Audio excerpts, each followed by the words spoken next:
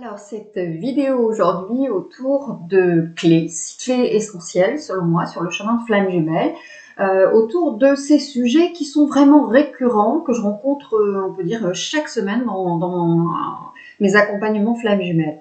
Donc j'ai décidé de les mettre vraiment dans cette vidéo à un endroit précis plutôt que éparpillés dans plein d'autres vidéos comme c'est déjà le cas. Donc vous aurez un focus ici.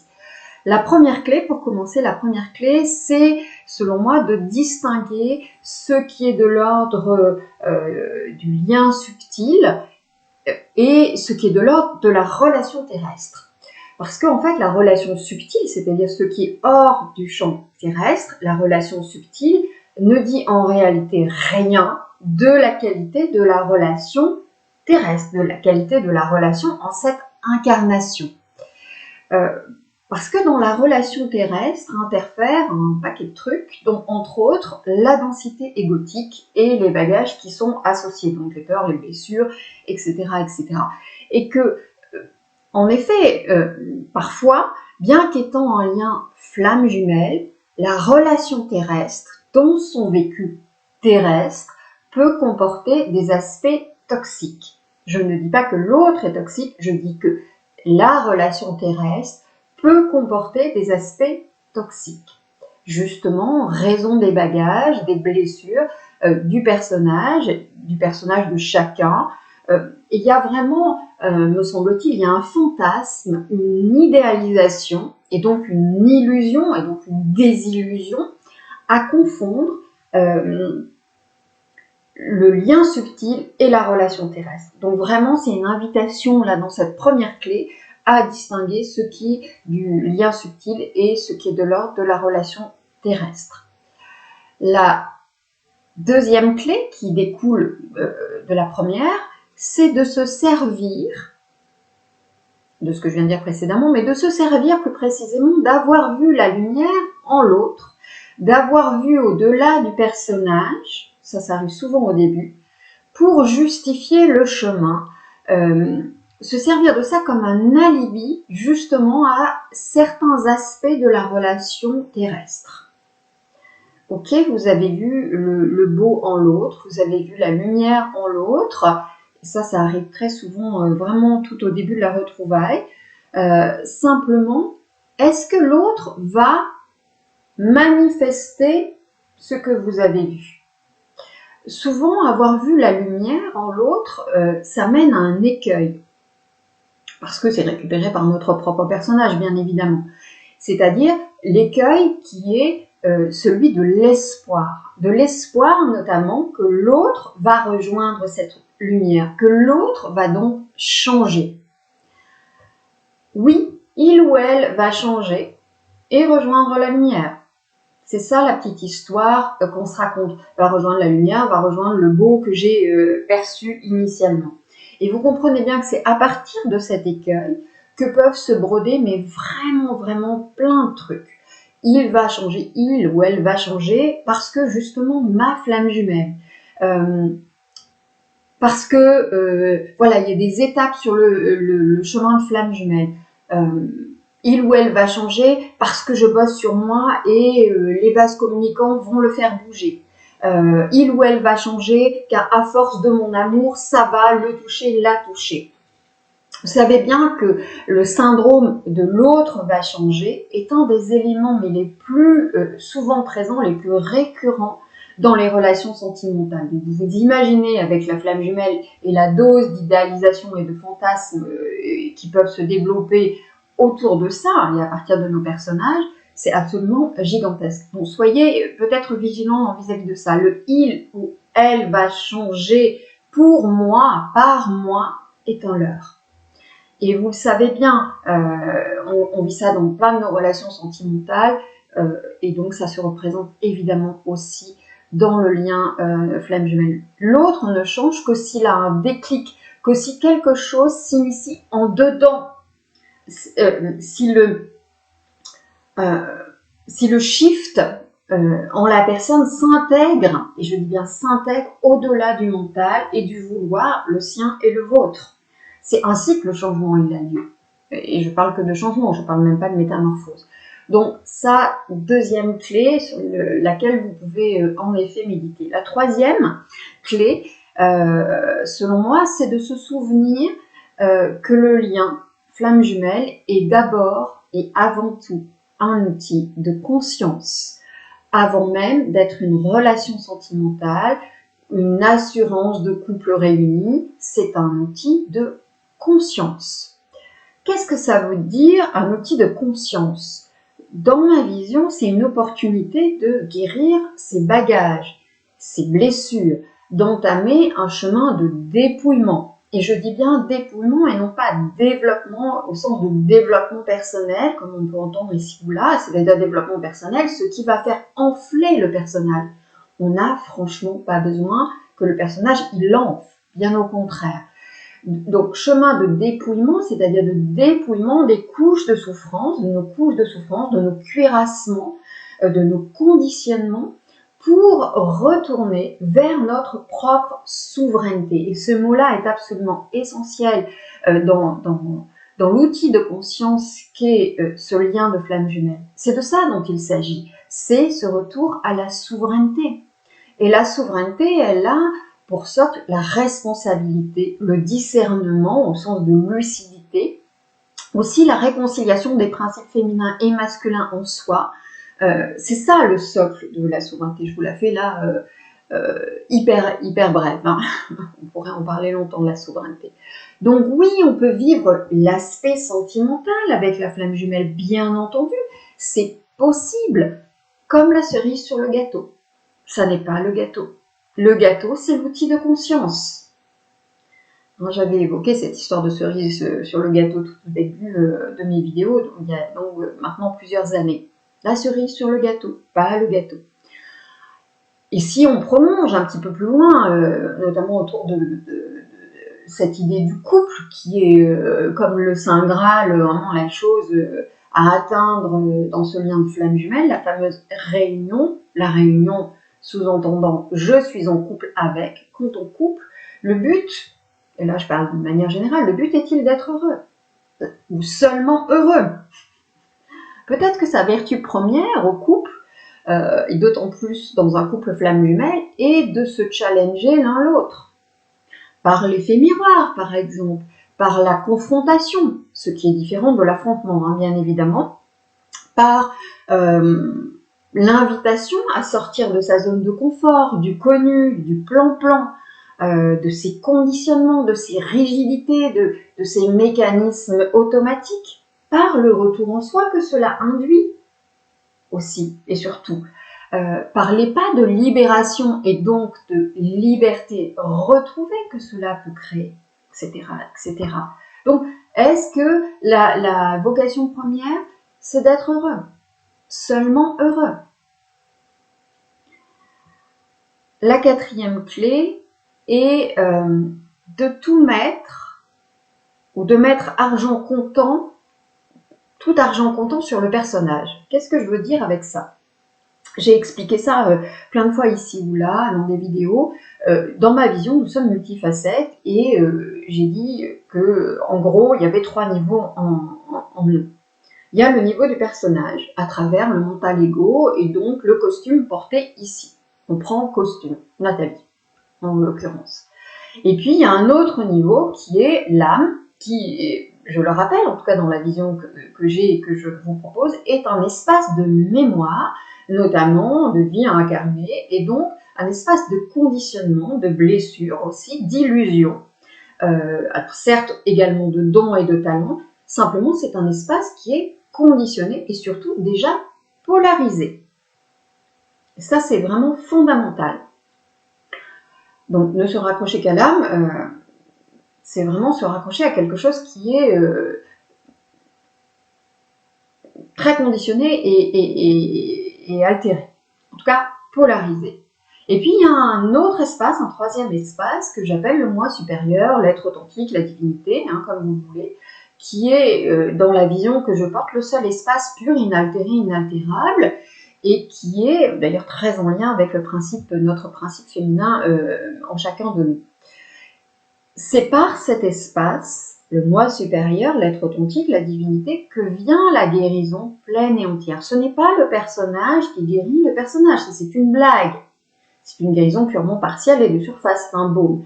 Et ce n'est pas non plus l'âme polarisée qui peut apporter des clés véritablement de guérison pleine et entière. Elle peut apporter des clés d'éclairage, simplement, c'est pas sur l'espace de l'âme que l'on peut véritablement engendrer, à partir de cet espace qu'on peut engendrer des guérisons pleines et entières. C'est l'espace d'amour universel et de paix en soi, le moi supérieur, par lequel cela passe. Donc il y a ces trois espaces en soi. Et en fait, si on prolonge ça, c'est d'intégrer ça déjà, si on prolonge ça, c'est de se demander qui parle.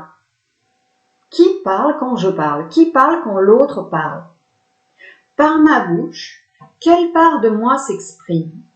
Donc ça vaut pour vous, ça vaut pour votre flamme jumelle. À travers son costume, une part ou une autre s'exprime. Et donc, en effet, il y a des moments qui nous sont offerts de conscience, de grâce, qui viennent de l'autre, des mots d'une grande sagesse, d'une grande profondeur, et qui ensuite vont se trouver démentis plus tard par des actes ou d'autres mots. Et ça amène beaucoup de confusion parce que du coup, c'est comme ça d'ailleurs qu'on conclut, ou en tout cas on se demande si on n'a pas affaire à un pervers narcissique. Hein. Souvent ça vient ça comme questionnement ou un manipulateur. Parce qu'en fait l'écueil, c'est de penser que tout ce qui sort de la bouche de la flamme jumelle est à prendre comme argent comptant issu du personnage. Oui, c'est dit et c'est réel. Simplement, qui parle? Qui parle? Est-ce que c'est l'espace de l'âme? Est-ce que c'est l'espace de l'être authentique qui, en effet, utilise la bouche du personnage présentement face à vous? Voyez? Ça vaut pour vous aussi. Et vous comprenez bien qu'à ne pas voir l'existence de ces différents espaces en soi et en l'autre, on se crée beaucoup de confusion. Hein. Et c'est d'ailleurs pour ça que souvent la communication entre flammes jumelles est vraiment difficile. Hein, même si il y a d'autres raisons à ça, au défi de la communication, je l'avais évoqué dans une vidéo qui doit s'appeler, si ma mémoire est bonne, séparation, matrice égo-transcendance, si ça vous intéresse. Donc, 3 niveaux. 4e clé. 5e clé, c'est qu'une fois qu'on a réussi à distinguer liens subtils et relations terrestres, c'est d'intégrer que dans la coulisse subtile se trouvent des éléments en effet essentiels. Comme par exemple, ce qui ne doit pas nous amener à fuir le terrestre, hein, attention. Comme par exemple, ce que j'ai appelé, il y a plusieurs années maintenant, le nœud originel flamme jumelle. Le nœud originel flamme jumelle qui depuis a été repris et beaucoup déformé ici ou là et s'est éloigné de ce que j'ai dit originellement. Je vous renvoie aux vidéos à ce sujet. En bref, le nœud originel flamme jumelle, c'est le scénario de scission originelle en tant qu'étincelle de pure lumière divine et non en tant qu'âme. Ça, c'est fondamental. Et les ressorts de ce scénario se trouvent repris et rejoués à chaque retrouvaille terrestre pour être apurés. Ces ressorts sont propres à chaque duo flamme jumelle et elles n'ont rien à voir avec ce qu'on peut trouver dans les annales akashiques qui ne sont des mémoires que des mémoires secondaires et des mémoires terrestres, donc appartenant au champ de l'âme, je vous renvoie à ce que j'ai dit il y a un instant, et donc appartenant par ailleurs à la matrice.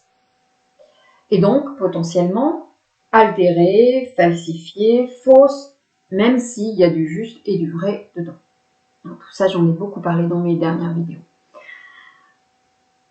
C'est le nœud originel flamme jumelle, c'est une mémoire sur le palier de la porte avant le début des incarnations. ayant l'empreinte du début de l'altération duelle. On est dans le bain d'unité et en voie de division. Et accéder au nœud originel, ça demande de pouvoir accéder à certains champs subtils spécifiques qui n'ont rien à voir avec les annales akashiques, je le redis. Parce que très souvent, on me sert ça. Non. Quand ce nœud, il est traité sur le plan subtil, il descend, entre guillemets descend, il est sur le plan terrestre, selon le degré d'accueil, de réception de la personne, le degré d'accueil de la guérison, du traitement, et le degré de conscience à en comprendre les ressorts qui sont transmis d'une manière souvent symbolique. C'est une communication à tiroir. Si la personne qui reçoit l'information du nœud originel flamme jumelle en reste à une compréhension de base, alors une part lui échappe. Et ça demande du temps pour s'intégrer en compréhension de conscience consciente, parfois, mais des années, je le redis. Et en réalité, des morceaux du nœud originel flamme jumelle peuvent alors vous être représentés de temps en temps par la flamme jumelle, pour que vous puissiez intégrer plus en profondeur ce qui a été traité totalement sur le plan subtil. Ce nœud n'a rien à voir avec une simple analyse mentale et ou psychologique. C'est au-delà de ça, et c'est d'ailleurs pour cette raison qu'il m'a toujours été refusé toutes ces années jusqu'à ce jour, ça peut peut-être changer, de passer le protocole flamme jumelle en protocole en autonomie. À cause de cette séance, à cause de la séance 2, de la séance énergétique sur le nœud originel, afin justement qu'elle soit portée à travers les mots et l'énergie derrière les mots à la connaissance de la personne qui fait le protocole. Et parce que du coup, elle va pouvoir au fil du temps reprendre les éléments de ce nœud, le réactiver en elle. Ce nœud, il fait écho à la séparation, si vous voulez, à ce moment particulier qui fait sentir anéanti. Ce truc qui fait que je vais en crever, quoi, soyons clairs. C'est un écho d'une certaine façon à une scission qu'on pourrait qualifier d'antérieure, évidemment, antérieure entre guillemets,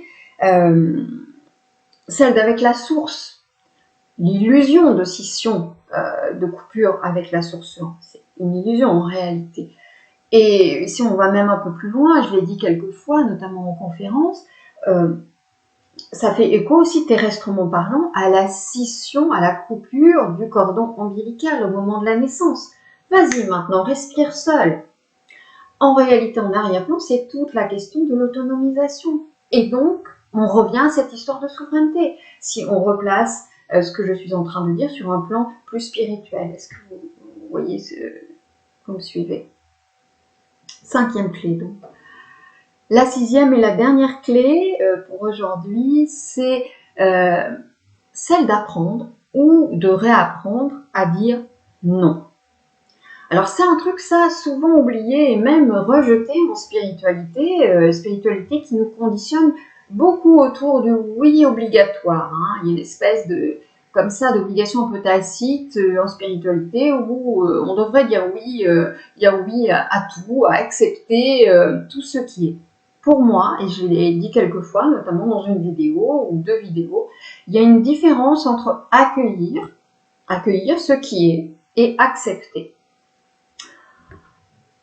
Le divin, dans toute sa complétude, n'a-t-il pas mis à notre disposition le oui et le non? Alors, attention, je ne parle pas ici d'un non de colère, un non de rejet, un non de rébellion. Je parle ici plutôt d'un non pacifié, un non émis à partir de l'être authentique. Ce qui n'empêche d'ailleurs pas d'être vif si besoin que ce non. Évidemment, ça présuppose que ce non n'est pas issu, ne s'appuie pas sur des blessures non guéries. Et ça, c'est la responsabilité de chacun que d'aller vérifier avant de prononcer le nom et de s'occuper de ce qui justement peut être blessé et peut nous amener à un nom. Il y a des noms qui sont des noms sains, qu'on se le dise. Et j'ai vraiment noté au fil des années d'accompagnement que la flamme jumelle, elle vient nous proposer d'apprendre ou de réapprendre à dire non. Pas seulement oui, et encore moins le oui sacrificiel d'un amour pseudo-inconditionnel imposé par une espèce de projection de ce qui doit être l'amour, de ce que doit être un lien de flamme jumelle et toute la batterie d'enfermement qu'on a pu se créer ici ou là à partir de ce qui est devenu un concept, la flamme jumelle, soyons clairs. Donc tout ceci, ce que je viens de dire, c'est infiniment subtil parce que dire oui, quand dire oui et quand dire non. Il n'y a pas de mode d'emploi universel, c'est évident. Il y a à la fois le oui de la permissivité positive, hein, j'ai fait une vidéo là-dessus, la permissivité positive envers l'autre, qui consiste à dire je te laisse faire le chemin que tu choisis, même s'il ne résonne pas pour moi et que c'est pas l'option que je prendrai.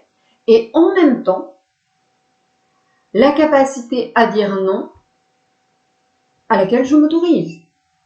Par exemple, si notre intégrité est en jeu. Si, par exemple, si des limites clairement transmises, des limites d'écologie personnelle ou d'écologie dans le couple, clairement transmises, sans que ce soit des rigidités, bien sûr, soit sont piétinées.